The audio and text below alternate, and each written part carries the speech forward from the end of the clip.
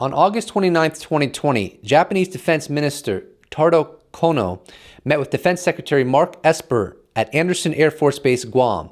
There they both discussed the UAP issue and their plan to work together on it. Just weeks after their meeting, Defense Minister Kono instructed the Japanese Self-Defense Forces to record and report any sightings of unknown objects in Japan's airspace. The new guidelines enacted request all-out efforts to take photos or videos of unidentified flying objects to carry out necessary analysis. While I have no doubt that these new guidelines are partly attributed to Japan's concern over an increase in the use of drones and other objects that fly differently from conventional airplanes, I also have no doubt that a central motivator for this new policy are the UAP videos the U.S. government has released. In fact, Kono cited that he is interested in the findings the United States may come to regarding the videos and this subject in general. These new guidelines by the Japanese Defense Forces are not trivial. There is no question that this development is a step forward in global acknowledgement of UAP reality. Here is a September 8th tweet by Luis Elizondo. As we mentioned, Phase 2 is in swing. Some savvy folks on Twitter found this. Glad that the conversation is becoming global. Thanks in part to you all. This is going to be a crazy ride for sure. Better hang on. In that tweet, he linked to a Minister of Defense press conference transcript translated into English, where it cites Kono meeting with Secretary of Defense Mark Esper and their discussion on UAP. Prior to that, on September 6th, Elizondo tweeted the following: Friends, we are working diligently on Phase 2 of our efforts to validate this topic. We now must engage our international friends and partners. As you already know, this is not only a U.S. phenomenon, it is indeed global.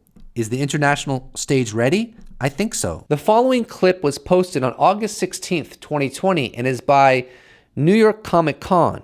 Here, Luis Elizondo begins to speak about how UAP is a global phenomenon. It is indeed a global phenomenon.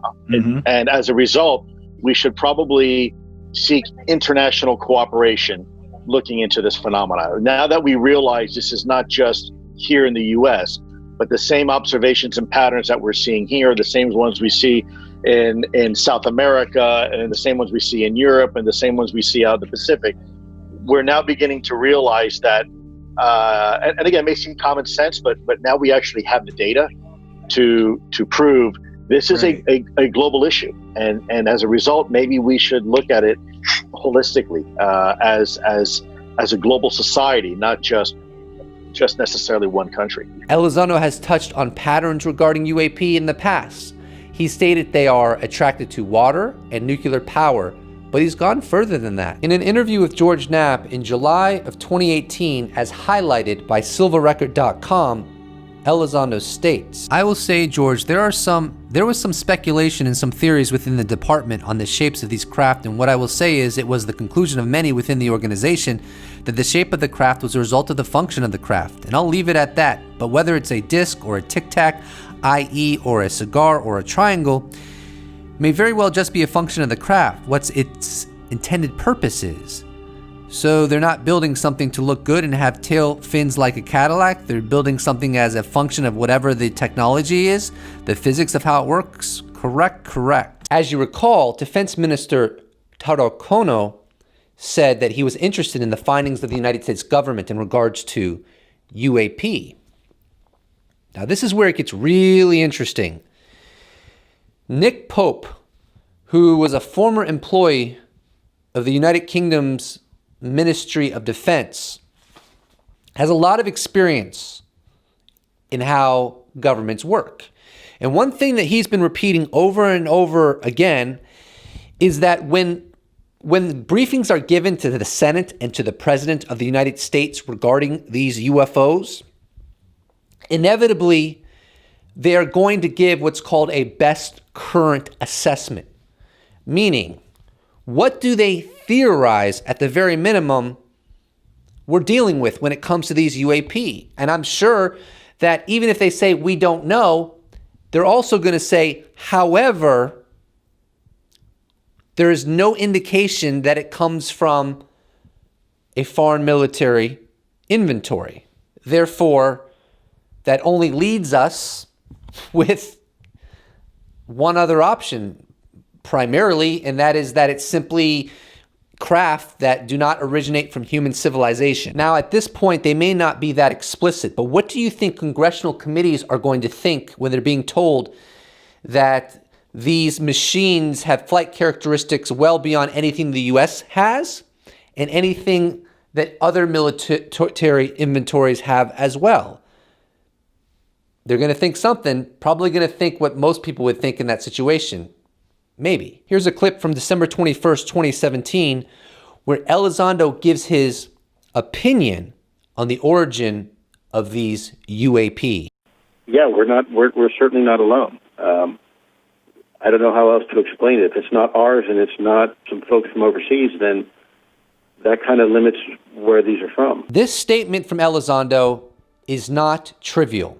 Elizondo resigning from the DOD in 2017 in protest of how the DOD handles UAP, at least within most of its apparatus, as well as his desire for the American public to have a conversation about UAP, is not trivial.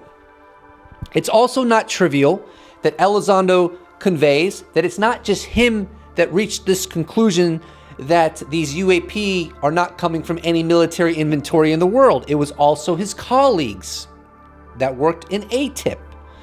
Furthermore, Elizondo at one point was an aide to the White House.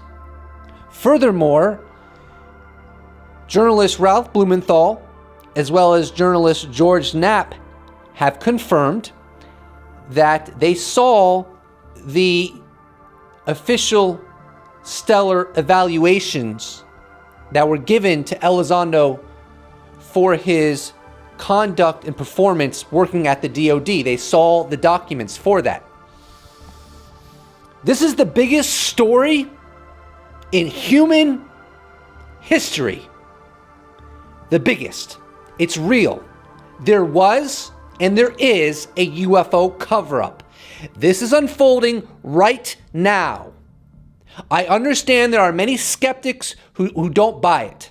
There are many journalists who are sleeping on this story. And there are many within the institutions of our world that have ignored the UAP subject for decades and are doing it even now with all the recent revelations. That's unfortunate. But I'm here to tell you that my analysis, for whatever it's worth, is that we as a species are going through a shift right now. Here's an excerpt from the Sarah Carter show from August 24th, 2020, in which Elizondo was interviewed. And he talks about the difficulties as well as the challenges that, or at least some of them, that he has ran into in regards to having a conversation about UAP reality. There are people who just don't want to have the conversation. And there's, again, a lot of reasons for it. Why is that? Why, name some of them. Name just a couple of those reasons why people won't want to discuss this. Wow. Well, I can tell you from personal perspective, I've had an experience where I had a very senior person in the U.S. government told me flat out, Lou, we want you to stop this program. And my response was, well, okay, sir, I can understand that, but can you give me the reason why? Because from our perspective, these things are absolutely real. We are seeing these, we're recording them, we've got the date on them. And the response back to me was, Lou, we're not arguing that they're real. We know they're real, but we don't think you know what they really are. And so at that point, I'm thinking, oh, maybe this is some sort of secret U.S. kind of program that they didn't read me onto, which I'm fine with. And I said, well, okay, sir, that's fine. And his response back to me was, what you're dealing with are demonic beings. And you know, I can respect people's philosophical and theological positions. You know, I'm not here to argue that with anybody. But at the same time, to jump to a conclusion like that and stop a a valid program for looking at a potential national security threat because it goes against one's theological belief system, I think that's a mistake. And that's just one example. I'll tell you another example.